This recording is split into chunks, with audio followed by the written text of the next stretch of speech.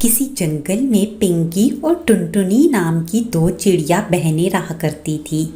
वो दोनों बहनें अनाथ थी और कुछ महीने पहले उनके माता पिता की मौत हो चुकी थी। एक दिन जब वो दोनों बहनें भोजन करके घर वापस आई तो मुखिया जी उनके घर का सामान बाहर फेंक रहा था। मुखिया जी, ये आप क्या कर रहे हैं? हमारे घर का सामान बाहर क्यों फेंक रहे हैं? आज से ये घर मेरा है। तुम्हारे बाप ने मुझसे कर्जा लिया हुआ था जिसे बिना चुकाए वो मर गया, इसलिए अब तुम दोनों यहाँ से जाओ। मुखिया जी की बातें सुनकर टुनटुनी चिड़िया अपनी बहन को लेकर वहाँ से चली जाती है और एक बाग में बैठकर वो दोनों बहनें रोने लगती हैं।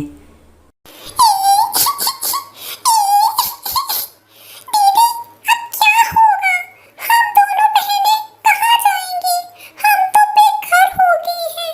अब तो सर छुपाने के लिए हमारे पास कोई जगह नहीं। काश हमारे मम्मी पापा जिंदा होते और हमें ये दिन ना देखना पड़ता।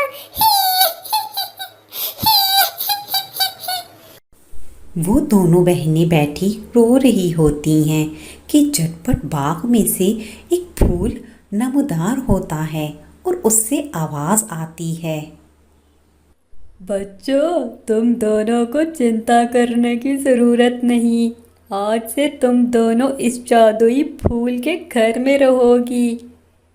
उस जादुई फूल के घर को देखकर वो दोनों बहनें बहुत खुश होती हैं और खुशी खुशी उसमें रहना शुरू कर देती हैं।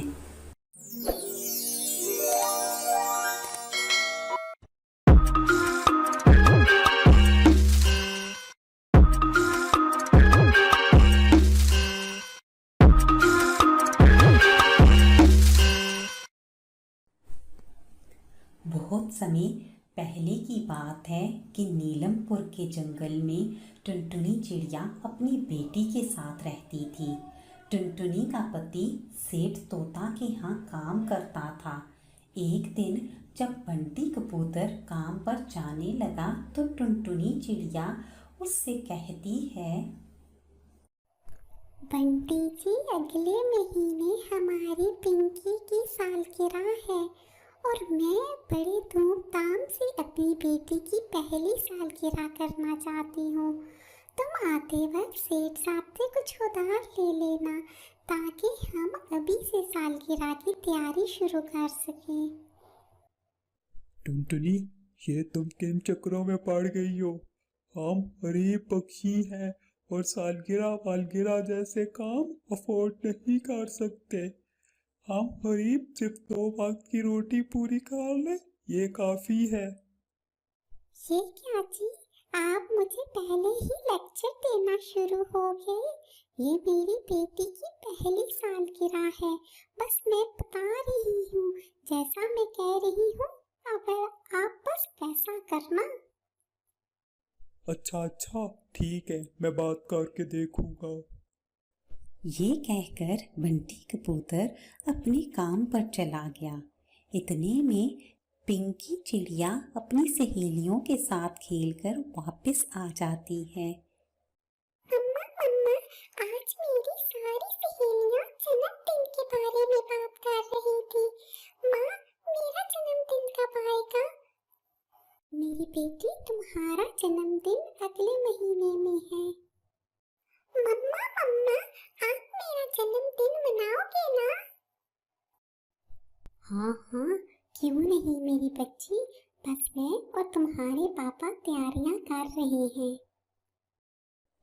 दूसरी तरफ बंटी कबूतर काम खत्म करने के बाद अपने सेठ तोता के पास जाता है और कहता है, मालक, मुझे कुछ पैसे उधार चाहिए। मेरी बेटी का जन्मदिन आने वाला है और उसकी तैयारी करनी है।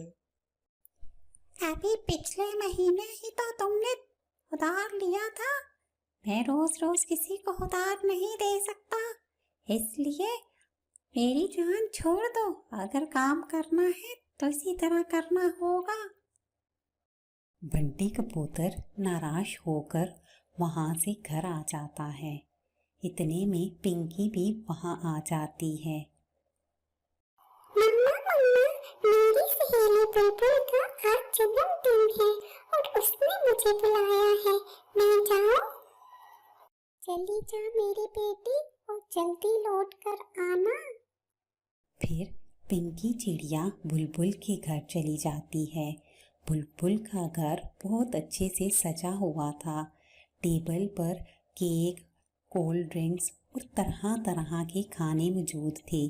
बुलबुल और उसकी सब सहेलियां बहुत खुश थी। बुलबुल ने केक काटा और सबने खूब इंजॉय किया। यहाँ पर सब कितना अच्छा लग रहा है। सभी डेकोरेशन और चीजें कितनी सुंदर हैं। काश मेरी सालगिरह भी ऐसी ही हो। वहीं दूसरी तरफ बंटी कबूतर टुनटुनी चिड़िया से कहता है, टुनटुनी, सेठ साहब ने तो पैसे देने से साफ इनकार कर दिया है। ऐसा करो, तुम भी सालगिरह वाली बात को छोड़ दो। तुम फिक्र न करो जी, मेरे पास एक चांदी का हार है जो मेरी माँ ने मुझे शादी में दिया था, जो ऐसे ही पेटी में पड़ा है। तुम जाओ और उसे बेच जाओ। मुझे मेरी बेटी की खुशी से ज्यादा अजीज कुछ भी नहीं है। इसी तरह समय गुजरता गया और पिंकी की सालगिरह का दिन भी आ गया। फिर टुनटुनी चिड़िया और बंटी कबूतर ने अपनी बेटी की सालगिरह का दिन धूमधाम से मनाया। अपने केक को देखकर पिंकी खुश हो गई और अपने मम्मी पापा से बोली, मम्मा मम्मा, पापा पापा, शुक्रिया आप दोनों का। आपने मेरी सालगिरह का दिन बहुत अच्छे से सेलिब्रेट किया। मुझे मेरी सालगिरह का दिन हमेशा याद रहेगा। इस कहानी से हमें ये सबक मिलता है कि जिस तरह हमारे माता पिता हमारी खुशियों का ख्याल रखती हैं, इस तरह हमें भी चाहिए कि उनकी खुशियों का ख्याल रखें।